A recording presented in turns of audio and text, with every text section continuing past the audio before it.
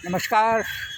आज मैं देहरादून के दून लाइब्रेरी से एक ऐसे शख्सियत से मुलाकात करवाना चाह रहा हूँ जो यमुना घाटी के रवाई के सुदूर गांव में पैदा हुआ और आज एक जाने माने पत्रकार हैं, सोशल वर्कर हैं और देहरादून से लेकर पहाड़ की दूर दूर के गांव में जाते हैं और बहुत ही शानदार और दूरदर्शन, आपके रेडियो, अखबार, मैगज़ीन और पता नहीं क्या क्या इतने अपने विभिन्न विधाओं के वो एक्सपर्ट हैं। उनसे मुलाकात करते हैं कि इनका सफ़र कैसा रहा और अब जीवन कैसे चल रहा है। डॉक्टर प्रेम पंचोली, कैसे हो? प्रणाम आपको। कहाँ यार? मैं तो अभी दून लाइब्रेरी आया था, मुझे क्या पता कि आप यहाँ कहाँ यार, आप कपनोल के आदमी हैं, कहाँ पहुँच गए? दून लाइब्रेरी में किताब पढ़ रहे हो? बिल्कुल बिल्कुल। कैसा रहा ज़िंदगी का सफ़र जब आप आते हैं कपनोल से?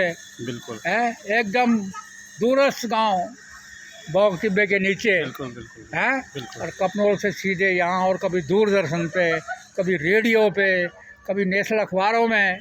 प्रेम पंचोली, कैसा सफ़र मानते हो आप? कैसा रहा? ये सफ़र बहुत सुहाना है और बहुत कठिन सफ़र भी है, क्योंकि जिस गांव से मैं आता हूं, आपको पता है हमारी पूरी यमुना वैली में मतलब उस गांव को डांडा गांव कहते हैं। इसको आप कह सकते हो कांटों भरा सुहाना सफ़र। हाँ, ये भी कह सकते हैं आपके शब्दों में, लेकिन बहुत सुहावना सफ़र था और इस हर पग पे मुझे हर नई चीज़ सीखने को मिली। पिछले 23 सालों में मैंने बहुत सारी चीज़ों पे लिखा है। पत्रकारिता के जो पायदान हैं, उसके अलग अलग पायदान को मैंने छुआ है। मैंने यूनिवर्सिटी में पढ़ाने की भी कोशिश की है, देव संस्कृति विश्वविद्यालय में।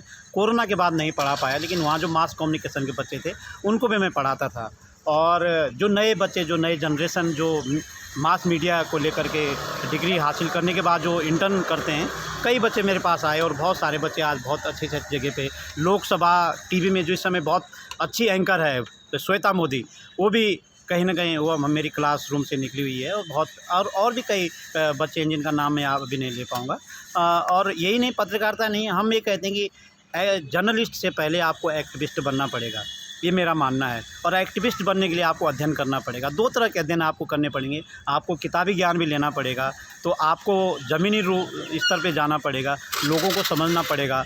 और समाज में बहुत सारे लोग हैं जो वैज्ञानिक नहीं हैं, जो किताबी ज्ञान से निकले हुए कोई ख़ास पीएचडी और इस तरह से स्कॉलर्स नहीं है कि उनके पास बड़ी डिग्री हो, कि डॉक्टर हैं और कृषि पर्यावरण विज्ञान में उनको जो है डॉक्टरेट की उपाधि मिली हो। लेकिन जब आप ज़मीन रूप पे जाएंगे तो वो किसी डॉक्टरेट से कम नहीं है, उनको एक एक चीज़ का नॉलेज है। ऐसे लोगों को हमने पढ़ा, देखा और उन पे लिखा। और उससे पहले हमने एक्टिविस्ट के रूप में एक चोला पहना है। हम अपने को नहीं मानते कि हम एक सामाजिक कार्यकर्ता हैं, लेकिन हमें जो दिखता है, हमें लगता है कि उनका काम करना चाहिए। माना दोनों हॉस्पिटल में कोई एडमिट नहीं हो रहा, तो हम पहुंच जाते हैं वहाँ पे, बहुत प्रयास करते हैं उनको एडमिट करवाया जाए, उनका इलाज हो, अच्छा इलाज हो, बहुत अच्छा इलाज हो। ऐसे हमने कई सारे लोगों के बीच में जाते हैं। पूरा घूमने का काम यही रहता है कि मुझे इस काम में मज़ा आता है। मैं इस काम में आर्थिक संसाधन नहीं देखता हूँ, लेकिन मैं ये देखता हूँ कि अगर मेरे कारण से कोई काम अच्छा हो रहा है, मेरे लेखन से कोई काम अच्छा हो रहा है, तो ये इस पे मुझे सुकून मिलता है। स्वांतः सुखाय। बिल्कुल, इससे मुझे सुकून मिलता है। ये बताओ, और जी, ये तो अच्छी बात है। आप इस जगह है, एक डांडा गांव का आदमी, दूर दराज का आदमी, बिल्कुल बिल्कुल, और फिर अनुसूचित जाति से, बिल्कुल बिल्कुल, है ना? बिल्कुल, जिसका मुझे लगता है इस फील्ड में अभी भी दखल बहुत कम है। जी, बहुत पत्रकारिता में। जी जी। कैसे आपने शुरुआत की? आपकी एजुकेशन कैसे हुई? जी। आप ये बहुत संपन्न से परिवार से नहीं होंगे? नहीं, बिल्कुल, आप तो मेरे पिताजी को जानते हैं, गरीब परिवार से हैं। बिल्कुल बिल्कुल। तो ये आपका सफ़र कैसे रहा? कैसे आपके दिमाग में आया? स्कूल में आया या क्या? जी, मुझे तो पत्रकार तो मेरा सब्जेक्ट था ही नहीं। दरअसल क्या हुआ कि जब हाई स्कूल पास मैंने की, तो मेरे गांव में 300 फैमिली रहती है और आपके गांव के बगल में मेरा गांव है, और संभवतः आपके बगीचे और हमारे बगीचे साथ में हैं। लेकिन जब मैंने हाई स्कूल पास किया, तो मैं अकेला व्यक्ति था जिसने हाई स्कूल पास किया। और इत्तेफाक ये हुआ कि बहुत सारे लोगों को बुरा लगा कि फलाने का बेटा रत्ती, मेरे पिताजी का नाम रत्ती था, अब देखो बहुत छोटा नाम है, तो फलाने के बेटे ने हाई स्कूल कर दिया। तो बहुत अच्छे ढोल बजाते थे। हाँ, बिल्कुल, उनको सब लोग जानते हैं और उनकी एक रेपुटेशन थी। तो उनका बेटा ने हाई स्कूल पास कर दिया, तो मेरा दुर्भाग्य था, मैं जब नौगांव स्कूल नहीं पढ़ सकता तो बगल में हमारे धारी बगल में 7 किलोमीटर है, वहाँ इंटरमीडिएट कॉलेज था, तो मुझे वहाँ स्कूल में जाना पड़ा। लेकिन मेरे कुछ अच्छे मेरे जो सपोर्टर थे, सहयोगी मानूंगा उनको, उन्होंने कहा कि इसके तो फर्जी डॉक्यूमेंट है, और मेरे नाम के आगे पंचोला था और इलाहाबाद तब मार्कशीट बनती थी, उसमें आई लिख के आया, वो ई हो गया, पंचोली हो गया। तो मैंने तो उसको इस्तेमाल, हमारा कौन जाता है इलाहाबाद। वो मार्कशीट जो है जब मैंने ग्रेजुएशन कर दिया उसके बाद आई वो मार्कशीट, तो जांच बैठी और मुझे 6 महीने बाद वहाँ से निकलना पड़ा। एक सुभाष चंद्र सेमवाल हिस्ट्री के प्रवक्ता थे, उन्होंने बोला बेटा तेरा बहुत विरोध हो गया है। उन्होंने मेरा एडमिशन हरसिल करवा दिया अपने गांव में जहाँ के वो थे। विरोध क्यों हुआ समझ नहीं कि पाया मैं। फर्जी डॉक्यूमेंट है, हाई स्कूल पास कैसे कर सकता फलाने का बेटा। और फर्जी डॉक्यूमेंट तो मुझे नहीं लगा, है, नहीं तो कि- नहीं था वो डॉक्यूमेंट फर्जी। उनको लगा होगा कि यार एक ऐसा फलाने का लड़का क्यों कर सकता है, क्यों कर सकता। हाँ, दिमाग में क्या ये था कि अनुसूचित जाति का एक ढोल हो बजाने वाला सकता कैसे। है, हो सकता है मेरे साथ नहीं तो क्यों पंगेबाजी लेते हो सकता है मेरे साथ ऐसा व्यवहार नहीं हुआ कभी, और यदि किसी ने किया भी होगा तो उसको जवाब लोगों ने दिया, समाज ने उसको जवाब दिया है। लेकिन आपको वहाँ से छोड़ के उतनी दूर जाना पड़ा फर्जी का। तो गुरुजी ने को लगा कि ये भी इस बच्चा पढ़ने वाला बच्चा है, इसका डिस्टर्ब हो जाएगा, तो गुरुजी ने अपने गांव में मेरा एडमिशन करवा दिया। कहाँ? हरसिल। हरसिल। तो हरसिल का क्या हुआ कि 6 महीने हरसिल इंटर कॉलेज चलता है, 6 महीने नीचे मनेरी, डुंडा और भटवाड़ी भी लोग आते हैं। भटवाड़ी में नीचे गंगोरी, यमुनोत्री, गंगोरी तरफ आते हैं, माइग्रेट करते हैं। जी जी जी। तो फिर मैं 6 महीने बाद वापस आया, तो मैं कीर्ति इंटर कॉलेज उत्तरकाशी में फिर मेरा एडमिशन गुरुजी ने करवा दिया था। इस तरह से पढ़ाई लिखाई की। तो इंटरमीडिएट के बाद मुझे लगा कि कुछ कमाना चाहिए। पिताजी 91 में एक्सपायर हो गए थे, तब मेरी उम्र 13 साल की थी, और मेरे पीछे 4 बहनें हैं और मेरा एक छोटा भाई भी है। अब तो सब जवान हैं, सबकी शादियाँ हो गई है, तो मेरे ऊपर जिम्मेदारी थी। मैंने गांव में टेलर की दुकान खोली। वहाँ भी वो क्या हुआ कि मैं थोड़ा सा स्मार्ट था, अच्छी बातें करना, लोगों से बातचीत करना, तो गांव के 1-2 लोगों ने बोला कि ये तो जवान लड़कियों का नाप लेता है टेलर अच्छा। काम में, और मेरे साथ लड़ाई कर दी वहाँ पे। तो जैसे होती लड़ाई झगड़े में कपड़े कुपड़े फाड़ना, और वो फिर एकदम मुकदमा हो गया कि न्यायालय तक पहुँच गया। अच्छा। वो मुकदमा जब न्यायालय पहुंचा तो मेरे पास पैसे नहीं हुआ करते थे। मैं उत्तरकाशी में शेखर होटल है जहाँ पे 15 रुपये में एक बेड मिलता सोने के लिए, मैं वहाँ पर सोया और मैं रात भर रोया उस दिन वहाँ पर। और मेरे बगल में मुकदमा लोगों ने किया या नहीं, आपने मैंने क्या अपने को बचाने के लिए। ओके। लेकिन एक पार्टी, बड़ी पार्टी इकट्ठी हो गई और मैं अलग हो गया, तो उसमें दिक्कतें आई बहुत ज़्यादा ना। मैं अकेले था, तो लोगों का एक बड़ा ग्रुप था, तो उन्होंने उसको बचाने की कोशिश की, तो ये लड़ाई झगड़ा बहुत ज़्यादा चली। तो मैं जब उस मुकदमे के सिलसिले में उत्तरकाशी उस होटल में रुका हुआ था, तो मेरे बगल में एक आदमी बैठा, तो उसने सोया हुआ था। जब उसने सुबह देखा तो मेरी पूरी तकिया भीगी हुई थी, तो उसने मुझे उस समय ₹1.25 या ₹1.50 ऐसा कुछ दिया मुझे। ऐसा ₹1 कुछ दिया उसने मुझे, 10 पैसा, कि अखबार खरीद के ला। अब मेरे समझ में अखबार आया नहीं, इंटरमीडिएट पास हो चुका था, लेकिन अखबार मेरे समझ में आया नहीं, देखा ही नहीं था उसमें अखबार। अब देखता था, पर मैं सोचा कि ये बड़े लोगों की कुछ चीज़ है ये। तो मैंने कहा ठीक है। उन्होंने कहा कहाँ मिलेगा, कि चंदेल न्यूज़ एजेंसी, उत्तरकाशी में पढ़ा उत्तरकाशी। तो मैंने कहा ठीक है। बीए में एडमिशन भी ले रखा था, लेकिन कमरा नहीं था मेरे पास, कमरे का किराया था ही नहीं। और उस समय हॉस्टल में ₹5 किराया होता था महीने का, वो भी मेरे बस का नहीं था। 3-3 लोग कमरे में रहते थे, जो सरकारी हॉस्टल है पूरी खेत में, तो वो भी नहीं था मेरे पास। तो मैं गांव आना जाना, टेलर काम शुरू करना, परीक्षा देने जाना, इस तरह का था। तो मैंने वो अखबार लाया, तो उसने अखबार पढ़ा। फिर मैंने बोला ये अखबार क्या चीज़ है।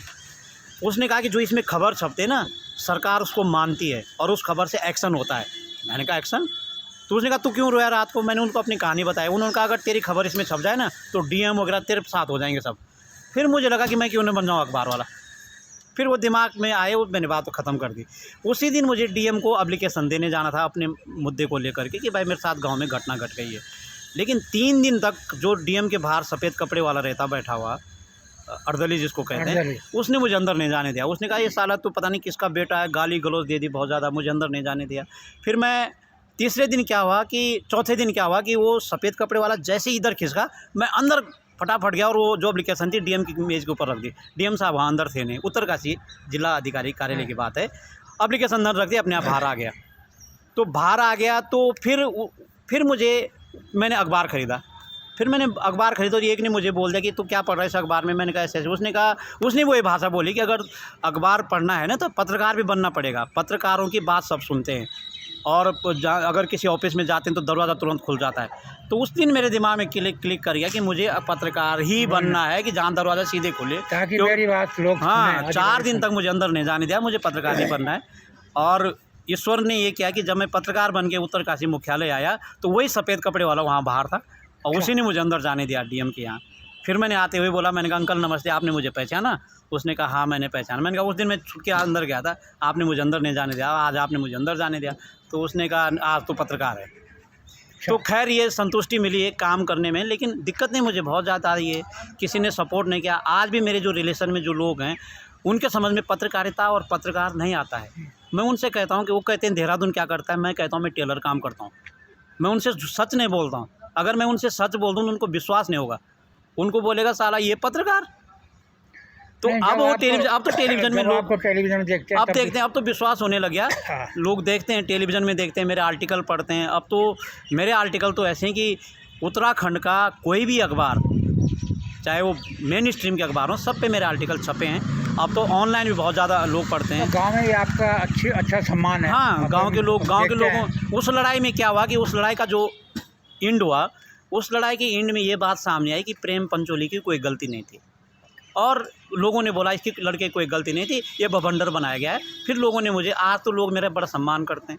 मैं गांव जाता हूं तो मेरी बात को लोग टालते नहीं। मेरे गांव की जनसंख्या 3000 की जनसंख्या है, तो ये बड़ी दिक्कतों की बात है। लेकिन हम लोग लगातार लड़ते रहते हैं। हम समाज और संस्कृति और साहित्य और जो दबे कुचले लोग हैं उनकी बात लगातार उठाते रहते हैं। हम सरकार से भी कहते हैं बार बार, कई बार सरकार के साथ और हमारी 36 के आंकड़े हो जाते हैं, लेकिन मैं कहता हूँ कि प्रतिशोध की जो आवाज़ है वो सकारात्मक होनी चाहिए। हमने राज्य बनने के बाद तमाम मुख्यमंत्रियों को देखा है, हमने तमाम मुख्यमंत्रियों का, यहाँ तक कि मुझे तो इतना भी मौका मिला कि जब उत्तराखंड सरकार ने एक जल नीति बनाई, वो जल नीति इस तरह से बनाई थी कि जब आपके पानी के धारों को एक ठेकेदार को बेचा जाएगा और वो ठेकेदार पानी के धारों पे ताला लगाएगा, जब आप ऊपर से 5 रुपये डालेंगे तब नीचे से आपको पानी मिलेगा। हमने अल्टरनेट पॉलिसी बनाई, लोक जल नीति बनाई। उस लोक जल नीति में मैं भी संपादक मंडल में था, और नारायण दत्त तिवारी के ज़माने में हमको 7 दिन के लिए 7 दिन के लिए हमको जेल में डाल दिया गया था, लेकिन दूसरे दिन हमको वापस निकाला, बिना शर्त वापस निकाला। और अल्टरनेट पॉलिसी में हमने ये बताया कि पानी के जो धारे हैं वो लोगों के हैं, वो किसी सरकार को, किसी कंपनी के नहीं है।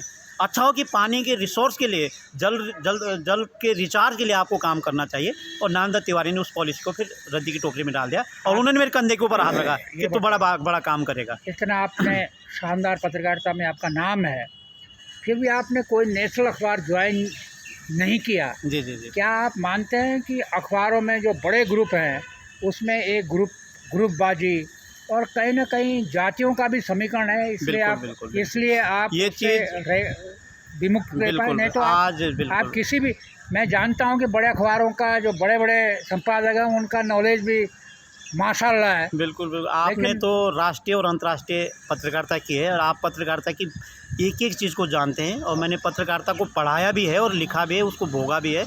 लेकिन बड़े अखबार हम जिनको कहेंगे, मेरे भाषा में आज वो बड़े अखबार नहीं है। बड़े अखबार उनको कहते हैं हम लोग, जिसको लोग सुबह पढ़ते हैं और फिर तकिया के नीचे रखते हैं, और फिर दूसरे सुबह फिर पढ़ते हैं। बड़े अखबार वो हैं। लेकिन पैसे के हिसाब से अगर बड़े हाँ अखबार कहे जाते हैं। बिल्कुल। पैसे के हिसाब से अगर आप बड़े अखबार में मुझे नौकरी नहीं मिली तो उसके कई कारण हो सकते हैं, और आज वो कारण मेरे पे कहीं फिट नहीं बैठते हैं। आज आप जैसे लोग, उत्तराखंड की जनता, उत्तराखंड का समाज मुझे स्वीकार करता है, तो आज वो बड़े अखबार भी हैं तो वो भी मुझे स्वीकार करते हैं। अगर उन्होंने जगह नहीं दी, उसके कई कारण हैं।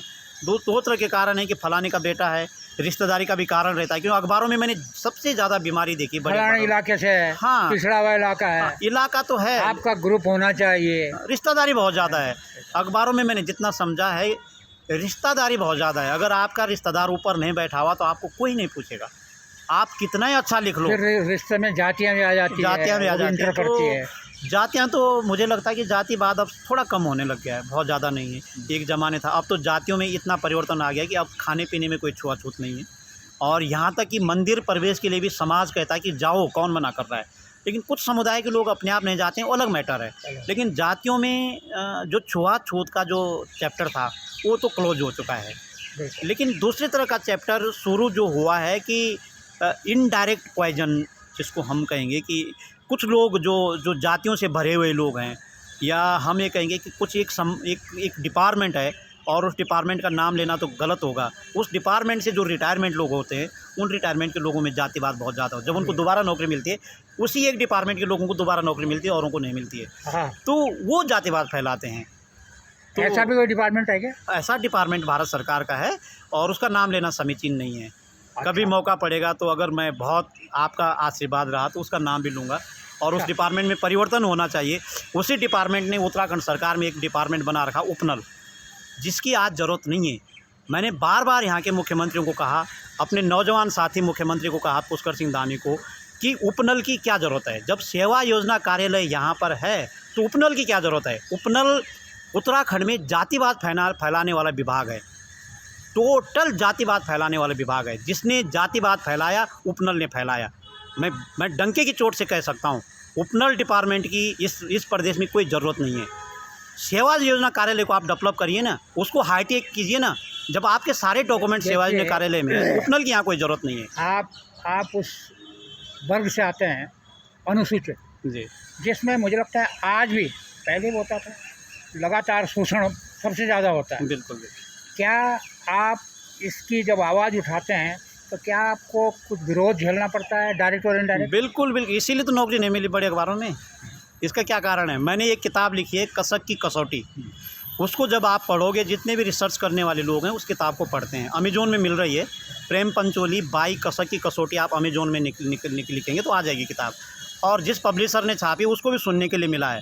उस पब्लिशर से मैंने 3 महीने बाद उस किताब को अमेज़न में डलवा पाया, उसको भी विरोध के लिए सुनना पड़ा। तो क्या होता है कि जहाँ दर्द होते हैं ना, उस दर्द के बारे में वही बता सकता है। तो जो सामने वाला जिसने दर्द दिया है वो सुन नहीं सकता। जिसने दर्द दिया है, जिसने दर्द नहीं दिया है वो कुछ नहीं बोलेगा। वो बोलेगा सच में दर्द हो रही होगी, लेकिन जिसने दर्द दिया होगा वो उसका विरोध करेगा। तो कुल मिलाकर के ये है कि भेद और जाति को लेकर के कई तरह के सवाल है इस देश के अंदर, इस समाज के अंदर। लेकिन हम भारत की बात करेंगे तो बहु विविधता वाला देश है, समाज है। यहाँ पे सब लोग साथ रहते हैं। कुछ चीज़ें हैं कि जो गड़बड़ है उसको ख़त्म कर देनी चाहिए आज के युग में। आज हम हाईटेक हो गए हैं और वो ख़त्म हो जानी चाहिए, और हो रही है, इसमें कोई दो राय नहीं, हो रही है। मैंने बताया ना कि छुआछूत ख़त्म हो गई। क्या आप ये नहीं मानते हो कि जो कारीगर मंदिर बनाता है, उसकी छत पे चढ़ता है और मूर्ति बनाता है, जी, जैसे वो छत से नीचे उतरता है मूर्ति बनाता है, वैसे उसको बाउंड्री से बाहर कर दिया जाता है? बिल्कुल बिल्कुल, मेरी किताब में जिक्र है। तो क्या ये बड़ा हास्यास्पद नहीं है? ये बहुत ही हास्यास्पद है। इसका अर्थ मैं आपको बताता हूँ। जब महाभारत को एक कथा वक्ता मंच से प्रस्तुत करता है तो महाभारत में एक चैप्टर है नियोग विधि। हमने कई बार जिसको व्यासपीठ पे विराजमान कहते हैं, हमने कई बार उन लोगों को बोला कि आप जो है नियोग विधि क्यों नहीं पढ़ाते। वो पूरा विज्ञान है, साइंटिफिक है। जब महाभारत की बात करते हैं तो पांडवों को सूर्यपुत्र कहते हैं। तो नियोग विधि में बताया गया कि सूर्यपुत्र कैसे पैदा होते हैं। आज भी जिनके बच्चे पैदा नहीं हो रहे हैं, यदि नियोग विधि को लागू किया जाए या उसको पढ़ाया जाए, जिनको टेस्ट ट्यूब बेबी कहते हैं, बिल्कुल टेस्ट बेबी साइंटिफिक है, लेकिन टेस्ट बेबी भी एक काल्पनिक है और एक ऐसी चीज़ है कि उसकी उम्र और उसके दिमाग उतना काम नहीं करेगा। अगर हम प्योर इंसान को पैदा करना चाहते हैं जेनेटिकली, क्या बोलेंगे, जैविक जिसको हम बोलेंगे, तो आपको नियोग विधि को पढ़ाना चाहिए। तो हमारे जो कथा वक्ता हैं उन्होंने जो कथाएं पढ़ी वो अपने अनुसार पढ़ी, इसलिए भेदभाव फैला। इसलिए मंदिर बनाने वाले को नीचे उतार करके बोला कि अब तो इसके बाद नहीं जा पाएगा। उसका कारण मैं बताऊंगा। जब सत्यानारायण की कथा होती है, जिसका कोई योगदान उस मंदिर को न बनाने में, हाँ, निर्णय वो लेता है, वो जब माल आता है तो वो बैठ जाता है। तो उसका यही कारण है कि कथा जिसने पढ़ी है ना, उसने कथा गलत पढ़ी है। हमारे महाभारत, हमारे पुराण, जितने भी हमारे ग्रंथ हैं, उन ग्रंथों में कहीं पर भी जाति भेद, लाल सिंह प्रसाद कहीं नहीं लिखा हुआ है। न भीम सिंह है, न भीमदास है, न भीमलाल है। उसका नाम भीम है। राम का नाम न राम प्रसाद है, न रामलाल है, न राम सिंह है। क्या नाम राम है। कोई पत्रकारिता में, जिसको हम कहते हैं कि बहुत लिबरल है पत्रकारिता, क्या आपको, अभी आपने बताया कि ये भी कारण रहा है, क्या कोई पर्टिकुलर घटना ऐसी है जब आपको झेलना पड़ा होगा, यार अगर मैं भी होता कि मैं अनुसूचित जाति से हूँ, गरीब से हूँ, इसलिए आपको झेलना पड़ा, कोई घटना ऐसी है? बिल्कुल, सारी घटनाएं ऐसी है। मेरे बिरादरी के जो लोग हैं, यानी कि पत्रकारिता बिरादरी के, जिस पट्टी से आप आते हैं उस पट्टी से मैं भी पीछे से चल रहा हूँ आपके, तो मेरे बिरादरी के लोग आज भी स्वीकार नहीं करते हैं कि प्रेम पंचोली पत्रकार है। आज भी मेरे आजू बाजू जो बैठे हुए लोग हैं, मैं उनका नाम नहीं लूँगा, उनकी 3 संस्थाएं रजिस्ट्रेशन है 1860 के अंतर्गत। एक संस्था स्कूल चला रही है, एक संस्था जो डोनेशन मांगती है, और प्रेस क्लब वगैरह वगैरह वगैरह के प्रेसिडेंट भी बने हुए हैं। वो कहते हैं कि वो पत्रकार नहीं है। यहाँ पर आकाशवाणी के न्यूज़ एडिटिंग रूम में एक साथी बैठता है जो दैनिक जागरण में उत्तरकाशी रहा है। वो जो मेरा बीता हुआ कल मेरा इंट्रोडक्शन किसी को दे रहा था, अच्छा इंट्रोडक्शन है, प्रेम पंचोली है, ये तो जो मेरी योग्यता है, न ये बोला कि पत्रकार है, न ये बोला कि ये लेखक है, ये ये संस्थाओं में काम करता है। लोग तो जानते हैं। नहीं, मैंने उसको बोला, मैंने कहा आपको जर्नलिस्ट से पहले एक्टिविस्ट बनना बहुत ज़रूरी है। संस्थाओं का मतलब ये नहीं कि आप ठेकेदार बनिए, आप कंपनी के मालिक बनिए। मैंने उनको बोला, मैंने कहा आप बड़े भाई हैं, आप थोड़ा और पढ़िए, पढ़ कर के आपको आना चाहिए। आप सीधे मास कम्युनिकेशन के बाद आप सीधे पत्रकार हो गए, लेकिन आपने समाज को समझा नहीं है। समाज को समझने के लिए आपको फील्ड में आना पड़ेगा, वो जरूरी है, वो जरूरी है, पत्रकारिता के लिए वही जरूरी है। इस बात को हमने बोला। जब हम गांव के दूर दराज क्षेत्रों में घूमते हैं, लोगों से मिलते हैं, तो जो जान हमारी कलम में आती है वो शायद तब नहीं आती जब हम एसी में बैठे होते हैं। हाँ बिल्कुल भी, वो बनावटी बात होती है। और हमने तो कई बार, हमने तो सत्यनारायण कथा पर सवाल उठाया। जब आपने पहला सवाल का जवाब मैं अभी पूरा नहीं दे पाया। सत्यनारायण की कथा जब होती है तो अब तो सबके घरों में हो रही है। अब शेड्यूल कास्ट का आदमी अगर पैसे वाला है तो उसके घर में सत्यनारायण कथा हो रही है, लेकिन उसमें कारण भी है ये। हम कहते हैं कि तुम सत्या और नारायण की कथा पढ़िए ना, लकड़हारा कथा क्यों पढ़ते हो, कलावती कथा क्यों पढ़ते हो? उसने तो एग्जाम्पल दिया है, लकड़हारा और कलावती तो एग्जाम्पल है एक्चुअली। सत्यानारायण की कथा जब तक नहीं पढ़ी जाएगी तब तक समाज में भेदभाव बना रहेगा, ये मैं कहता हूँ। और सत्यानारायण कथा ही असली है, असली और कथा उसमें क्या है कि उसको नहीं सुनाते हैं, बिल्कुल, जो कहानियाँ, क्योंकि सत्यानारायण जो है दो समुदाय से आता है, सत्य और नारायण। नारायण एक समुदाय का है, सत्य एक समुदाय का है। तो दोनों समुदाय जब साथ मिलते हैं तो उसका एक सर्वधर्म संभावना और वसुधैव कुटुंबकम का मैसेज जाता है। तो जो हमारे जिन्होंने संस्कृत पढ़ी, जिन्होंने वेद पुराण पढ़े, तो उन्होंने जो पढ़ा है उसमें बहुत सारी चीज़ें छुपा करके आधा अधूरी जानकारी दी है। हम ये कहते हैं कि फिर से इतिहास को फिर से पढ़ना पड़ेगा, वेद पुराणों को फिर से पढ़ना पड़ेगा, महाभारत को फिर से पढ़ना पड़ेगा, हमारे जितने रामायण को फिर से पढ़ना पड़ेगा, फिर से उसको भावार्थ लगाना पड़ेगा जो असली अर्थ उसका है। सही, तो इसलिए भेदभाव समाज में इसलिए है। कल आपने देखा होगा पूरे देहरादून में जो है जुलूस निकल रहा था, सारे वाल्मीकि समुदाय के लोग थे जो अपने को हिंदू का हीरो मानते हैं या हम हिंदू हैं, वो एक भी नहीं था। वाई? ये बड़ा सवाल है। इन सवालों का जवाब उसी में निकलेगा जब रामायण को फिर से पढ़ा जाएगा, फिर से उसका अर्थ लगाया जाएगा, सही अर्थ बताया जाएगा। तो गलत पढ़ा गया है, तो इस पे इसीलिए भेदभाव है। एक सुना है कि आपका बहुत बड़ी जो एक संस्था है दुनिया की, फोर्ड ने आपका सिलेक्शन हो गया। हाँ, मैं और मुझे लगता है कि पत्रकार जितने थे देश भर के, उनमें से आपका नंबर टॉप पे था। बिल्कुल बिल्कुल, मैं कहता हूँ कि मेरा सौभाग्य था। फोर्ड फाउंडेशन में मेरा 2 बार सिलेक्शन हुआ है, और एक बार फोर्ड फाउंडेशन अमेरिका की सबसे बड़ी संस्था है और एक्टिविस्ट और जर्नलिस्ट दुनिया में जी सोशल वर्क और इनका काम दिशा देने का काम करती है। क्या था ये? और इसमें ये था कि मैं पूरे 750 प्रपोजल गढ़वाल यूनिवर्सिटी को आए हैं, सेंटर गढ़वाल यूनिवर्सिटी को 750 प्रपोजल आए, और फोर्ड फाउंडेशन ने गढ़वाल यूनिवर्सिटी को कहा कि आप अलग अलग विषय पे, उन्होंने अलग अलग कंटेंट दिए, इस पे आप सब्जेक्ट दिए, और अलग अलग मेरा सब्जेक्ट जो है उत्तराखंड का पानी था, उत्तराखंड का जल था। तो यहाँ पर हमने ये देखा कि जब 2200 मीटर की ऊंचाई पे पानी का धारा, एक जिसको हम बिट्टा कहते हैं ना, एक चट्टान से निकल रहा है, तो कैसे निकल रहा है, कुछ तो है रीज़न। तो वो जो वहाँ लोग रहते हैं, तो वो पानी इसलिए कंटिन्यू निकलता है कि उसके ऊपर जो चाल खाल, जिसको हम कहेंगे वाटर हार्वेस्टिंग पॉन्ड, बरसाती पानी को इकट्ठा करने के लिए जो तालाब बनाए गए, छोटे छोटे तालाब बनाए गए, उससे वो रिचार्ज करता है, नीचे का आता है। वो जो विज्ञान है, वो मेरा प्रपोजल था। वो पानी कैसे रिचार्ज होता है, ये कौन रिचार्ज करता है, क्या करना। इस प्रपोजल में आपका सिलेक्शन हो गया था? आपका इसमें मेरा सिलेक्शन हुआ, और 750 प्रपोजल में से 17 लोगों का सिलेक्शन हुआ, जिसमें यूपी और उत्तराखंड में मैं अकेला था, और अलग अलग देश के अलग अलग कोनों से लोग थे। लेकिन वो दुर्भाग्य, समय ख़राब था, तो वो नहीं हो पाया किसी कारण से, और गढ़वाल यूनिवर्सिटी ने उस प्रपोजल को परस्यू नहीं किया, और डेडलाइन पे नहीं कर पाए उन लोगों ने।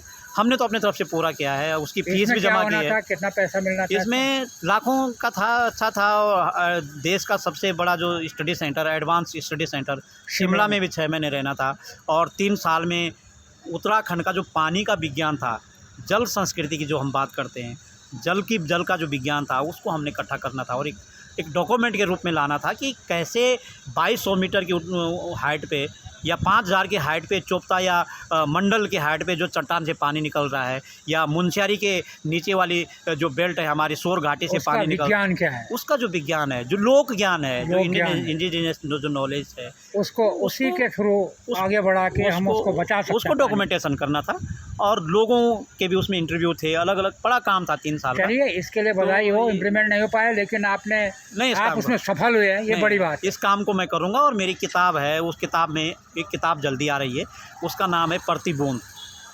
वो उसी प्रपोजल का एक पार्ट है। प्रतिबूंद का मतलब ये है कि हमारे जो पानी के धारे हैं, उस पानी के धारे का नाम होता है शिव जी का पन्यारा, बौख देवता का पन्यारा, पार्वती का पन्यारा, और हमारे यमुना घाटी में एक पन्यारा है भूत राजा का पन्यारा।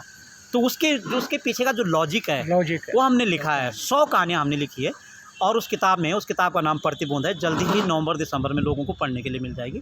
उसी का एक पार्ट है जो प्रपोजल है, उसी का एक पार्ट है। आप इतना ज़बरदस्त काम कर रहे हैं पत्रकारिता में, लेकिन अधिकांश पत्रकार हम देखते हैं वो ठेकेदारी भी करते हैं, वो भी करते हैं, और आप कम्प्लीटली पत्रकारिता कर रहे हैं, एक्टिविस्ट हैं।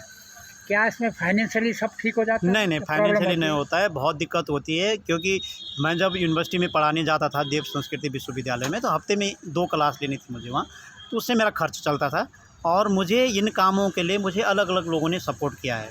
मुझे हिमालय फाउंडेशन ने पानी, जंगल, ज़मीन और पेड़ के जो संरक्षण के जो काम है उसके रिसर्च के लिए, उसमें जो खबरें लिख रहा हूँ उसके लिए मुझे सपोर्ट किया है।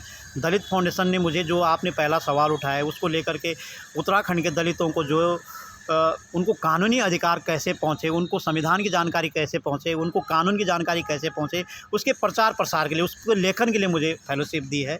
और आम तौर पे वो फेलोशिप 3 साल की मिलती है, लेकिन मुझे वहाँ लंबे समय तक फेलोशिप मिली है। अब तो ऑफिस बंद हो गया है। वो डरबन सम्मेलन जो 2000 में हुआ था, उस दौरान दलित फाउंडेशन का स्थापना हुई थी। अब वो ऑफिस कमज़ोर हो चुका है क्योंकि 20 साल तक लगातार उन्होंने काम किया है। तो मेरा सौभाग्य है कि वहाँ भी मुझे मिला। उसके बाद जो है नेशनल फाउंडेशन फॉर इंडिया ने मुझे नेशनल अवार्ड दिया है, सी सुब्रमण्यम मीडिया अवार्ड, जिसको राष्ट्रीय मीडिया अवार्ड कहते हैं। उसमें भी मैं यूपी और उत्तराखंड से अकेला व्यक्ति था, और वो राष्ट्रीय मीडिया अवार्ड है, बड़ा अवार्ड है, उसमें नगद भी है। बिल्कुल। तो NFI ने भी मुझे अवार्ड किया है पत्रकारिता को लेकर के। खैर, मेरे जो दोस्त हैं वो फिर भी लोग आपको पत्रकार नहीं मानते। मेरे दोस्त नहीं मानते, जो मेरे बहुत आजू बाजू दोस्त हैं, लेकिन मैं उनको धन्यवाद देता हूँ। हम काम करते हैं, इसी में आपका जोश बना रहेगा। वो उनका अंदर की बात है। उनको लगता है कि पत्रकारिता का मतलब होता है कि विज्ञापन लाओ, क्योंकि वो लोग विज्ञापन लाते हैं, मैं ये विज्ञापन नहीं लाता हूँ। तो यहीं पर है, और मेरे विरोधी नहीं है वो लोग विज्ञापन लाते हैं, उससे अपना खर्च चलाते हैं, मैं विज्ञापन नहीं लाता हूँ।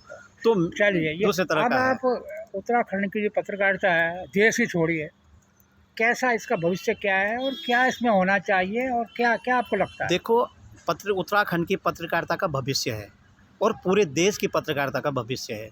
उत्तराखंड अलग नहीं है, पूरे देश की पत्रकारिता, क्योंकि जब से इंटरनेट ने बहुत सारे परिवर्तन किए, टेक्नोलॉजी ने बहुत सारा डेवलप किया है, तब से हर घर में एक पत्रकार है। हम तो आज ये कहना चाह रहे हैं कि अब कोई ये न बोले कि मैं पत्रकार हूँ, सारे पत्रकार हैं। जिसका बेहतर कंटेंट होगा बिकेगा, वो बिकेगा, और आपको विज्ञापन में नहीं लाना पड़ेगा। विज्ञापन पता नहीं कौन गूगल देवता दे रहा है ना। मैं तो उसको गूगल देवता अगर है, आज ये नया देवता जो पैदा हुआ गूगल देवता, इसकी बड़ी कृपा रही।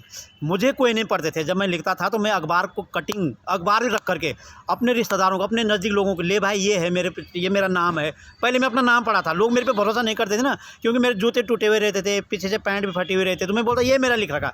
यहाँ तक कि मेरे रिश्तेदार आज टीचर है, वो मेरा रिश्ते में भांजा लगा, उसने बोला आप तो उतार करके लिखते हैं। तब से लेकर अब तक मैंने उससे कोई बात नहीं की। मुझे बहुत बुरा लगा कि मैं इतना स्ट्रगल करता हूँ लिखने के लिए, मेरी बेइज्जती कर रहा है। तो मैं पकड़ के तभी लोगों ने नहीं पढ़ा। लेकिन जब से मैंने फेसबुक पेज में और इंटरनेट के जितने भी प्लेटफॉर्म हैं, बहुत सारे प्लेटफॉर्म इन है, कई सारी चीज़ें, मैं भी नाम नहीं ले पाऊँगा, उन सब प्लेटफॉर्म पे प्रेम पंचोली आप गूगल में लिख देंगे तो मेरे कई आर्टिकल आपको पढ़ने के लिए मिल जाएंगे। तब से लोगों ने मुझे पढ़ा है। और अभी 10 लड़के मुझे JNU के मिले, वो PhD कर रहे थे। तो मैं जब दिल्ली में एक मीटिंग में जा रहा था, तो उन्होंने एक ने सुना कि प्रेम पंचोली यहाँ रखा है, उत्तराखंड की जो लिंग अनुपात है उसको लेकर कोई मीटिंग थी, तो उत्तराखंड की तरफ से मुझे प्रेजेंट करना था। मैंने एक आर्टिकल लिखा था जनसत्ता पे, तो उसने मुझे वहाँ बुलाया। तो उस एक लड़के ने सुना तो 10 के 10 वहाँ आ गए। उन्होंने कहा सर आपका लेख पढ़ कर हमने PhD की है। मुझे इतना अच्छा लगा, मुझे पैसा तो नहीं मिलता कहीं से, लेकिन मुझे लगा कि JNU के लड़के, JNU के लड़कों ने, सर्वश्रेष्ठ यूनिवर्सिटी। हाँ, तो मैंने कहा कैसे क्या तुमने, मुझे नहीं था पता। उन्होंने कहा सर ऑनलाइन में तो आपको आर्टिकल आता है। मैंने कहा कहाँ आता है, कि इन पे आता है, और एक दूसरा है ऑनलाइन जिसमें आप सवाल लिखेंगे, गूगल अपने आप कर हाँ, देता है, जिसमें आप सवाल लिखेंगे और आपका जवाब मिल जाएगा। एक प्लेटफॉर्म वो है, उसमें भी मेरे आर्टिकल है, और कई आर्टिकल मेरे उसमें विकिपीडिया में भी है। मैं तो ताजुब मान गया। चलिए, आपने तो पूरा जीवन का संघर्ष बताया। अब आपकी नियरेस्ट फ्यूचर में क्या प्लानिंग है कि यार ये करना था? अब उत्तराखंड के लिए। मैं कोई प्लानिंग में आजकल किताब लिख रहा हूँ, और अभी मैं 100 कहानियाँ लिख रहा हूँ जो ग्रास रूट पे जो काम कर रहे हैं, जिनको कोई नहीं पहचानता है। उन्होंने अपने को कैसे डेवलप किया है, उन्होंने त्याग कैसे किया है। सबसे पहले जो मैसेज उस किताब में, वो त्याग, उसका त्याग क्या है, संघर्ष क्या है, और उस त्याग से कितने लोग मोटिवेट हुए हैं। 100 लोगों पे कहानी लिख रहा हूँ। और अभी मैंने प्रतिबूंद करके जो किताब आने वाली है मेरी, वो है। एक मेरा संस्मरण बिल्कुल तैयार है, वो आने वाला है। एक पत्रकारिता को लेकर मेरी किताब है कि ग्राउंड जीरो रिपोर्टिंग कैसे करते हैं, उस पे मैं आजकल लगा हुआ हूँ। वो लिखी हुई है, लेकिन एडिटिंग पे लगा हूँ, थोड़ा सा टाइम नहीं मिल रहा। वो भी दिसंबर या जनवरी तक आ जाएगी। तो मेरा काम ये है कि मैं लिखूँगा, और मेरे लिखे हुए चीज़ों को लोग पढ़ें और उस पर आगे बढ़ें, उस पर चर्चा हो। अगर उस पर चर्चा नहीं होगी तो मेरा लिखा हुआ व्यर्थ है। और बहुत ज़्यादा बड़ी प्लानिंग नहीं है। तो ये है प्रेम पंचोली, डांडा गांव कपनोल से, और जिसको लोग संघर्षों से यहाँ पहुँचा है। और आपने सुना होगा, इसको लोग इसके रिश्तेदारी पत्रकार नहीं मानते हैं, लेकिन ये देश का बहुत बड़ा पत्रकार है। ये ऐसे ही आगे बढ़ता रहे। हमारी शुभकामनाएं आपके साथ हैं। आप संघर्ष करते रहें, हम आपके साथ हैं। Thank you so much. बहुत बहुत धन्यवाद। प्रेम पंचोली फ्रॉम कपनोल, जिला Uttarkashi. Thank you so much. प्रणाम।